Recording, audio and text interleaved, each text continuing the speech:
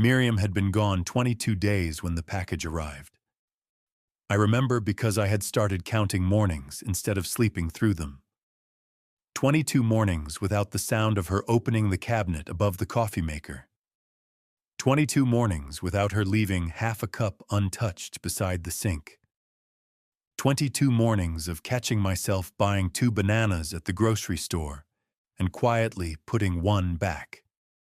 The package was sitting against the front door when I came home from work. No return address. Just my name written in Evan's handwriting. Russell Hale. Not Dad. That should have warned me. I carried it to the kitchen and cut through the tape with the small knife Miriam used for opening mail. The blade still had a strip of blue paint on the handle from when she accidentally dropped it while repainting the pantry. Inside were the birthday cards. Every one I recognized. The one with the cartoon dinosaur. The one that played a terrible version of Happy Birthday when opened. The plain Navy card I gave him at 18 because I thought he was too old for jokes. The 26th birthday card was on top. I had mailed it 2 weeks after the funeral, even though his birthday was still a month away. I suppose I was afraid I would forget. Or maybe I was trying to prove that one parent was still paying attention.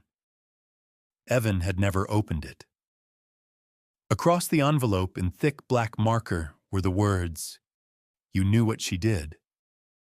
Under the cards was the spare key to our house, the brass one with a small notch near the top. Miriam had given it to him when he left for college. "No matter what happens," she had told him, "this door stays yours." He had kept that key through 3 apartments, 1 failed engagement, and 2 years when he barely spoke to either of us. Now it lay in the bottom of a cardboard box. I called him immediately. The phone rang once and went to voicemail. "Evan, it's me. I got the package. Call me." I waited 10 minutes, then 20.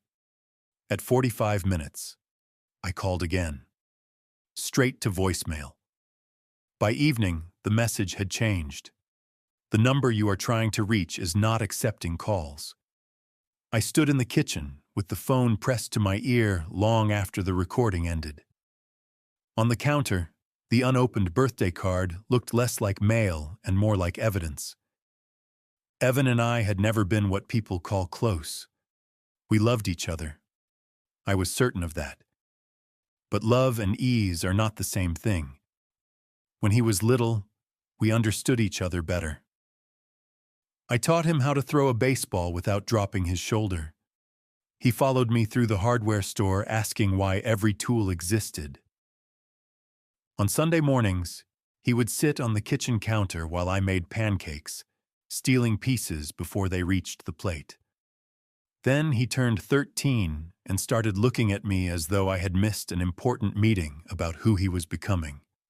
I worked too much. That is the simple version. I managed commercial construction projects, which meant early calls, late inspections, and emergencies that somehow always happened during dinner. I missed one school concert because a subcontractor hit a water line. I missed part of his high school graduation because traffic backed up after a bridge accident. I arrived as the final names were being called. Miriam had saved me a seat. Evan had not looked at me once. Later, in the parking lot, I tried to explain. He pulled off his graduation cap and said, "You always have a reason." Miriam touched his arm. "Not today." He looked at her. "Not me." "That's what you always say." I thought he meant she always defended me. Years later, I would understand he meant something else. After Miriam died, Evan stayed in the house for 4 nights. Cancer had reduced the last 6 months of her life to medication schedules, folded blankets, and whispered conversations in hallways. She died in our bedroom just before dawn. I was holding her hand. Evan was asleep on the couch downstairs because he had spent most of the night arguing with the hospice nurse about increasing her pain medication.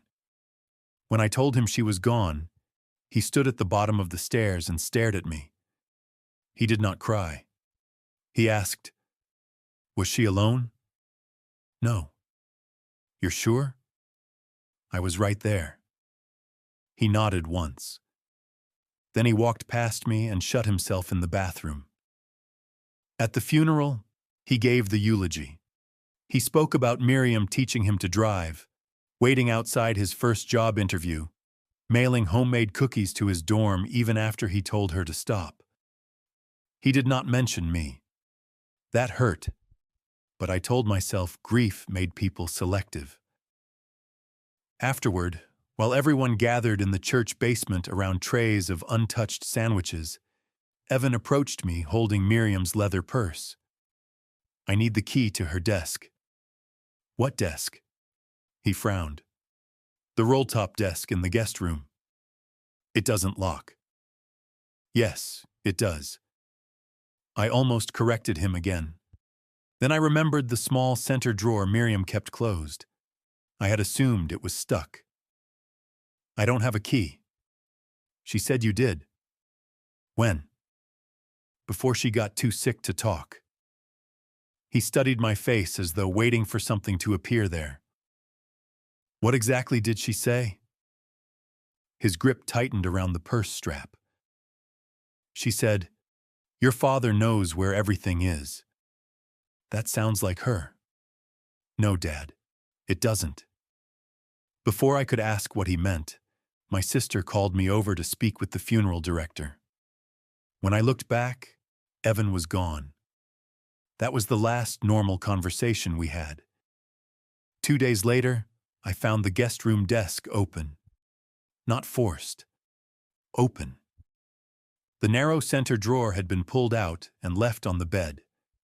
Inside were old receipts, insurance statements, and a faded photograph of Miriam standing beside a silver sedan I barely remembered. The envelope that had apparently been stored beneath them was missing. I knew one had been there because a clean rectangle remained in the dust. When I called Evan, he answered that time. "Did you take something from your mother's desk?" Silence. "Evan? You really don't know?" "Know what?" He let out a short breath. It was not quite a laugh. "She protected you until the end." "What does that mean?" "You should ask yourself." "I'm asking you." "You had 12 years to ask." Then he hung up. 12 years. That number stayed with me. Miriam and I had been married for 31. Evan was 29. 12 years earlier, he had been 17. I went through everything I could remember from that year. His final year of high school. The graduation I nearly missed. A winter when Miriam stopped driving for several months. A summer when she left her job at the county records office and refused to talk about why. At the time, she told people she wanted a change. I believed her because believing your spouse is easier than studying the spaces between her words. But there had been something else that year. An accident. Late October. A guardrail on Mill Creek Road. A silver sedan crushed against a tree. I woke up in the hospital with a concussion and 12 stitches above my left eyebrow. Miriam told me she had been driving. For 12 years, I never questioned it. Not until my son sent back the key. The Sunday after the package arrived, I drove to Evan's apartment. His name was gone from the mailbox. A woman in purple scrubs answered the door holding a toddler against her shoulder. "I'm looking for Evan Hale." He moved. "When?" "About 2 weeks ago." "Did he leave a forwarding address?" She shook her head. I showed her a photograph on my phone. "That's him. He was here when I signed the lease." "Was he alone?" The woman hesitated. "There was an older man helping him carry boxes." "What did he look like?" "Gray hair, tall, maybe 60. That description could have matched half the men in town. Then she added something that narrowed it considerably. "He had a limp." I knew only one man from our past who walked that way. Dennis Crow, the retired police officer who had responded to the accident on Mill Creek Road. I had not seen him in 12 years, but Miriam had. I discovered that the next morning when I opened her old checkbook and found a payment written 6 months before her death. D. Crow, $4,000. No explanation, no receipt. Just $4,000 paid to the man who had found us beside that wrecked car. And beneath the entry, in Miriam's careful handwriting, were 3 words. For Evan's sake. I hadn't heard Dennis Crow's name in over a decade. Yet there it was, written in Miriam's careful handwriting beside a check for $4,000. For Evan's sake. Not loan, not repayment, not even thank you. Just those 3 words. I turned the checkbook over, hoping another note had slipped underneath. Nothing. Only blank pages and the faint impression of Miriam's handwriting pressed into the paper.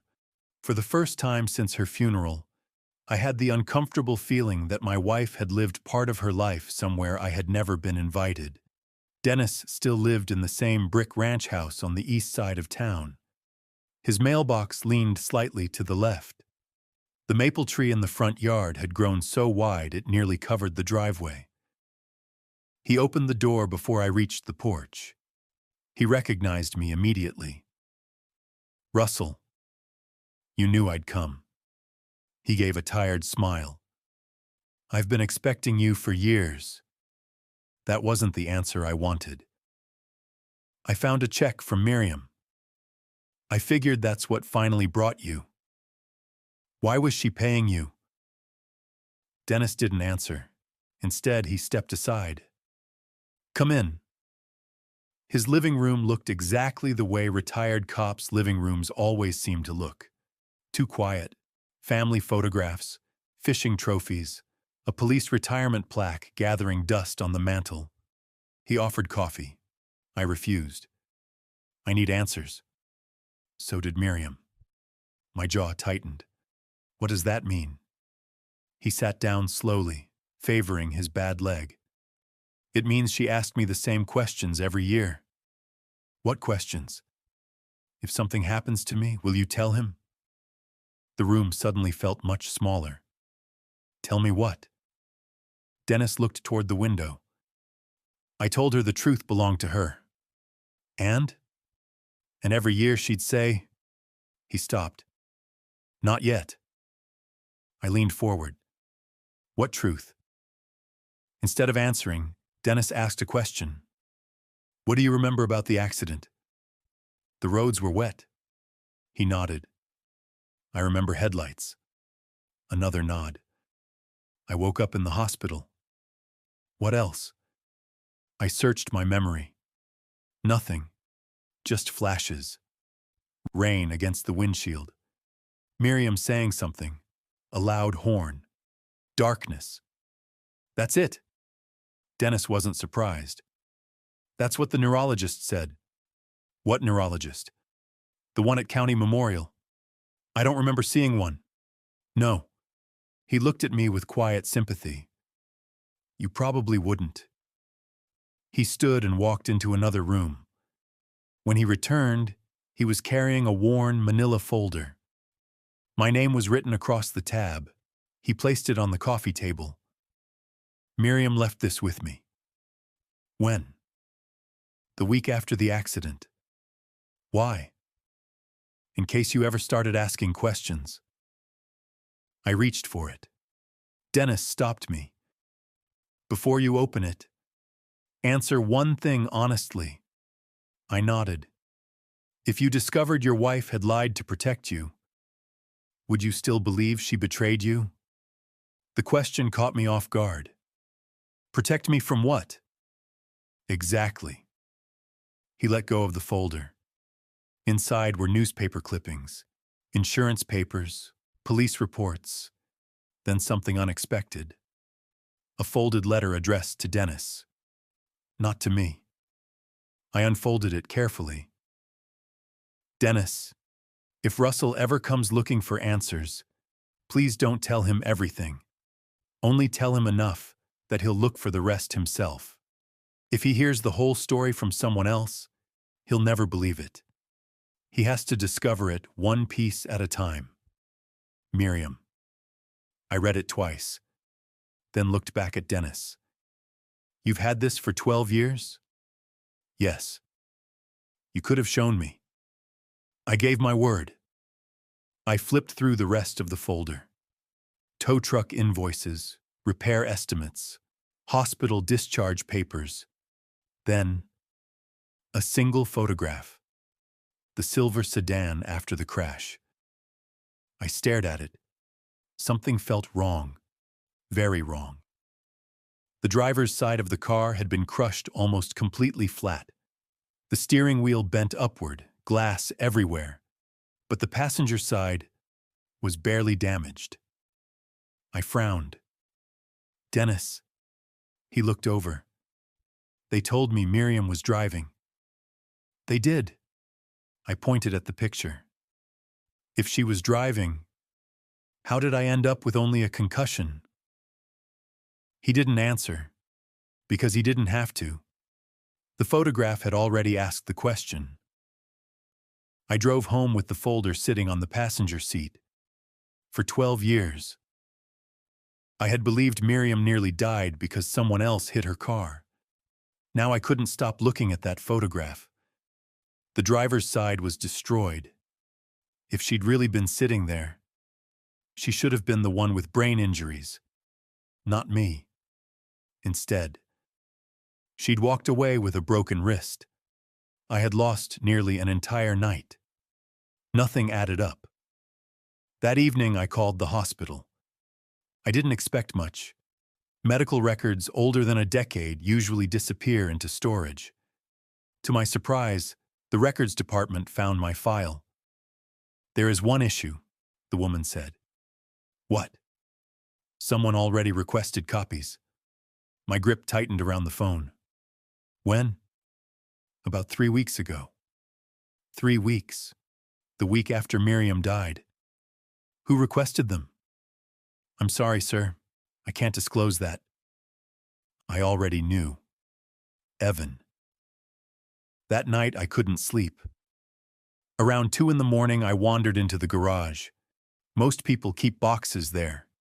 I kept unfinished projects, old fishing rods, paint cans, a broken lawnmower. Against the back wall stood a tall gray filing cabinet I'd forgotten we even owned. Miriam had always called it the cabinet nobody needed. The bottom drawer stuck halfway open. Inside were house warranties, old tax returns, expired insurance policies, and beneath them, a small blue metal cash box. It wasn't locked. Inside sat a hospital bracelet. Mine. Still wrapped in clear plastic. Beside it lay a folded yellow sticky note in Miriam's handwriting. Only one sentence. If you're reading this, you finally started looking. My heart began pounding. There was no letter, no explanation, only the sticky note, and underneath it, a tiny brass key. Not to the house, not to her desk, a safety deposit box key. Attached to it was a faded paper tag. First National Bank. Box 214. For 12 years, whatever Miriam had been protecting had never been inside our home at all. I didn't wait until morning. First National Bank opened at 9. I was sitting in the parking lot by 8:15. The little brass key rested in my pocket the entire drive. Every few minutes I'd reach down just to make sure it was still there. It felt absurd that something so small could carry 12 years of silence. The woman behind the front desk looked at the key, then at my driver's license. I'm sorry, Mr. Hale. What? The box isn't in your name. My stomach dropped. Whose name? She typed for a moment. I'm not permitted to tell you. I have the key. I understand. Then why can't I open it? Because only the owner or someone legally authorized can. I closed my eyes. Miriam is dead. Her expression softened. I'm very sorry. She disappeared into a back office. A few minutes later, the branch manager came out carrying a folder. If you have a death certificate and proof you're the executor of her estate, there's another possibility. 2 hours later, we were standing inside the vault. Steel doors, concrete walls, rows of narrow metal boxes. The manager slid out box 214 and placed it on a small table. I'll give you privacy. The lid lifted with a quiet click. There wasn't money inside. No jewelry, no family heirlooms, just one large envelope, a flash drive, and a spiral notebook. The notebook immediately caught my attention. Miriam never kept journals. At least, I didn't think she did. The first page was dated 11 years and 11 months earlier. October 31st. Russell asked me 3 times where we were driving today. He laughed every time because he thought he was joking. The neurologist warned me this might happen after the concussion. He doesn't remember the warning. I turned the page. November 12th. He asked why I quit my job. I told him I wanted a change. He smiled and said he was glad I'd finally slowed down. I lied again. Another page. December 3rd. Evan heard us arguing. He thinks I'm angry with his father. The truth is, I'm angry at what the truth would do to him. My hands began shaking. I skipped ahead. The entries continued for years. Not every day. Sometimes months apart. Always factual. Never dramatic. Almost like someone documenting evidence. Then one sentence stopped me completely. April 18th. Dennis still thinks Russell deserves to know. Maybe he does. But he doesn't deserve to spend the rest of his life hating himself for one exhausted mistake. Exhausted mistake. The words echoed in my head. Not reckless, not drunk, not careless, exhausted. I kept reading. Halfway through the notebook, I found an envelope addressed to Evan. It had never been opened. My pulse quickened. Inside was only a single page. If you're reading this before your father, please wait. He remembers the accident differently because that's how his brain protected him. Do not let one terrible night erase every good year he gave you. Promise me you'll hear the whole story. It wasn't signed. It didn't need to be. Then I noticed something else. The flash drive. The bank manager had mentioned there was an old computer in a private office if I needed one. 5 minutes later, the drive clicked into place. Only 3 files appeared.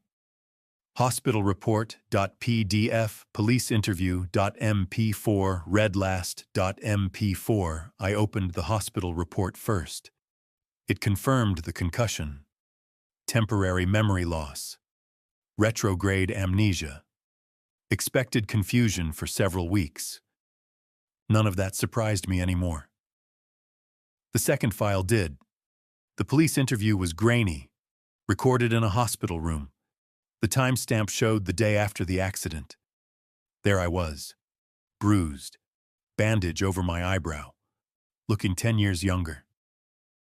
A detective sat beside the bed. Mr. Hale, can you tell us what happened? Video me rubbed his forehead. I don't know. Were you driving? Long pause. I think Miriam was. The detective looked down at his notes. You're not certain? No. The detective nodded slowly. That's okay. He ended the interview. I stared at the frozen frame long after the video stopped. I hadn't lied. I genuinely didn't know. Only one file remained. Redlast.mp4. I clicked it. The screen stayed black for 2 seconds. Then Miriam appeared. She looked healthy. Not the woman cancer had taken from me. This recording had clearly been made years earlier. She smiled sadly. If you're watching this, it means I waited too long. I stopped breathing. She looked directly into the camera. Russell, before you get angry, please finish the video. She took a slow breath. The accident wasn't your fault, I whispered. Then why hide it? As though she could hear me, she answered. Because that's not the part you would have remembered. Tears filled her eyes. You'd remember only one thing. She paused. And it would have destroyed you. My chest tightened. What thing? She looked down for several seconds. When she finally looked back into the camera, she said the one sentence I never expected to hear. Evan was in the car with us. My entire body went cold. No. That couldn't be true. I would have remembered my own son being there. Wouldn't I? Miriam continued speaking. He begged me never to tell you what happened after the crash. The screen faded to black. Not because the video ended, because there was another file attached to it. Part 2. I clicked it immediately. The screen displayed only one message. Corrupted file. For 12 years, the only person who knew what had happened after the accident had been my son. I tried opening the corrupted file again, then again, 3 more times. The bank manager even called over a young employee who knew more about computers than either of us. He spent 15 minutes trying different programs before finally leaning back in the chair. I'm sorry. Can you recover it? Not here. So it's gone? He hesitated. I wouldn't say gone, but damaged. I stared at the screen. For 12 years, the answer had existed. Now it was trapped behind a broken file. I drove straight to Evan's old apartment. I already knew he wasn't there. I wasn't looking for him anymore. I was looking for whoever had helped him move. Dennis. When I knocked, he opened the door almost immediately. He looked at my face and didn't ask a single question. You watched the video? I nodded. You know about Evan? I know he was in the car. Dennis slowly sat down. I hoped she'd never have to tell you. What happened after the crash? He rubbed both hands together, for the first time since I'd known him. The retired police officer looked unsure. You really don't remember? No. He looked away. You kept asking where your son was. My heart sank. What? You were still trapped inside the car. His voice had become almost a whisper. You couldn't move. You kept yelling. Find my boy. I closed my eyes. Nothing. Not a single memory. Dennis continued. Evan had climbed out through the back window. He wasn't badly hurt. Just cuts. He kept trying to run back toward your car. My breathing became shallow. You stopped him. No. He shook his head. Miriam did. Silence filled the room. Finally, I asked, so why does he hate me? Dennis looked exhausted. Because he never heard the whole story. What story? He heard one sentence. What sentence? Dennis took a long breath. The night before she died, Miriam told him, your father has blamed himself enough. I frowned, but I never blamed myself. No. He nodded sadly. Exactly. The pieces finally started fitting together. Not perfectly, but enough. Evan had found the diary, the medical reports, the police paperwork. He knew Miriam had spent years protecting me. He knew she'd hidden documents. He knew she'd sacrificed her career after the accident. But he had never seen the corrupted video. He never heard the part where she explained why. Instead, he filled in the missing pieces himself.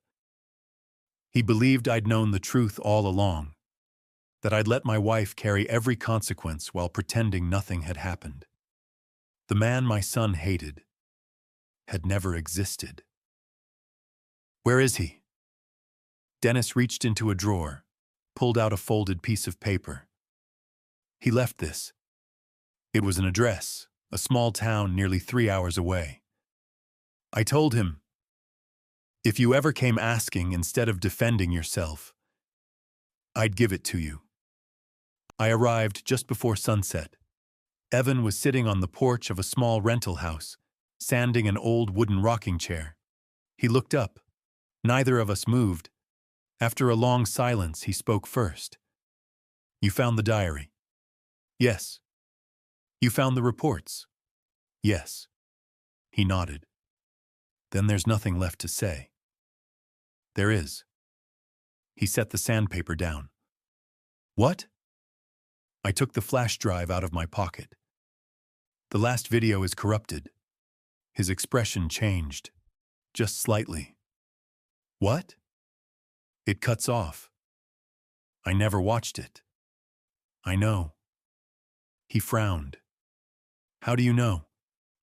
Because if you had, you wouldn't be looking at me like this. For several seconds, neither of us spoke.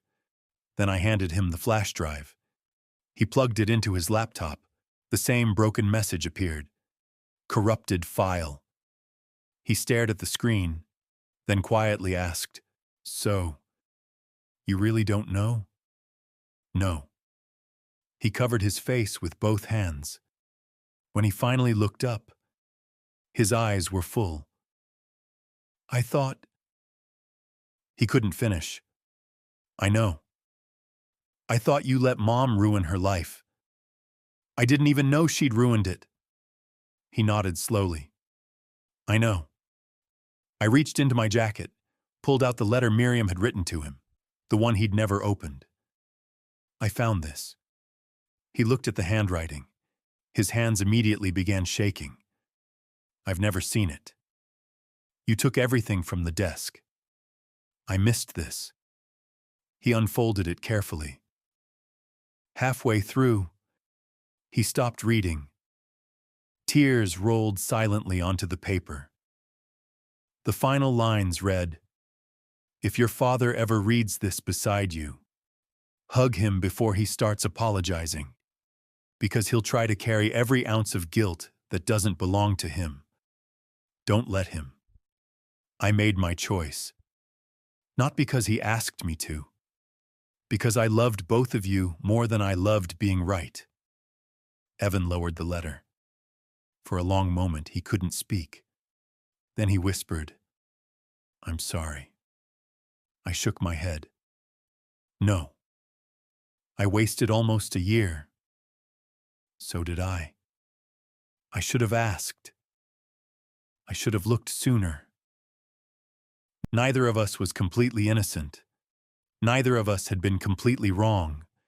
We had simply spent months grieving different versions of the same woman.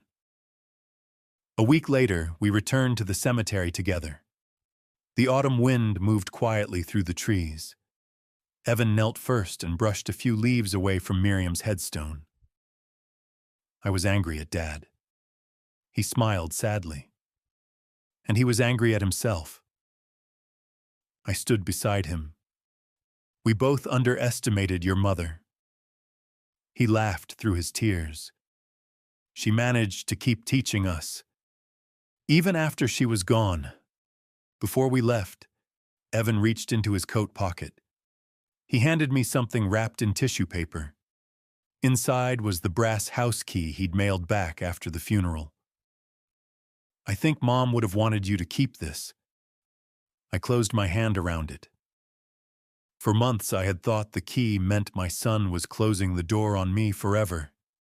Instead, it became the thing that opened it again.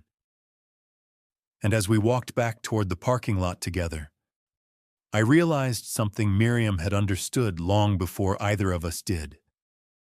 The truth doesn't always save a family the day it's spoken. Sometimes, it saves them years later, after everyone is finally ready to hear it. 6 months later, I was standing in my kitchen making pancakes for the first time in years. Not because I suddenly loved cooking again, because Evan had called the night before and said, "My kids want to know if Grandpa really makes the world's worst-shaped pancakes." I laughed. "They're terrible. We'll be there at 9. He kept his word. The front door opened without knocking. The same brass key I'd once found at the bottom of a cardboard box turned quietly in the lock. This time, it wasn't being returned.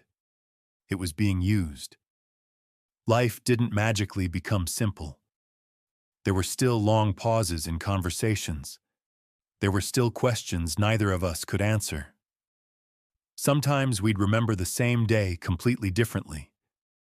Sometimes we'd stop talking because we knew we were both thinking about Miriam. Healing wasn't a single conversation. It became hundreds of ordinary ones. One Saturday afternoon, while cleaning out the guest room, Evan carried the old roll-top desk into the garage. "You keeping it?" I looked at the scratches across the top. Every mark had a memory. "No." He smiled. "I was hoping you'd say that." A month later, he sent me a picture. The desk sat in the corner of his home office. His daughter was drawing on a coloring book beside it. For the first time, the desk no longer looked like a place where secrets had been hidden. It looked like furniture in a family's home. Exactly what Miriam would have wanted. Every year on Miriam's birthday, we visit the cemetery together. We don't bring flowers anymore. She always said flowers were beautiful because they didn't last. Instead, we bring coffee. 1 cup for me, 1 for Evan. And we leave a third paper cup on the bench beside her headstone. Not because we believe she'll drink it, because she was the one who spent 12 years carrying the weight neither of us understood. Now neither of us carries it alone. As we walk back to the car, the brass house key rests quietly in my pocket. It no longer reminds me of the day my son walked away. It reminds me that sometimes the hardest door to reopen isn't the front door of a house. It's the one between two people who never stopped loving each other. They just stopped understanding each other.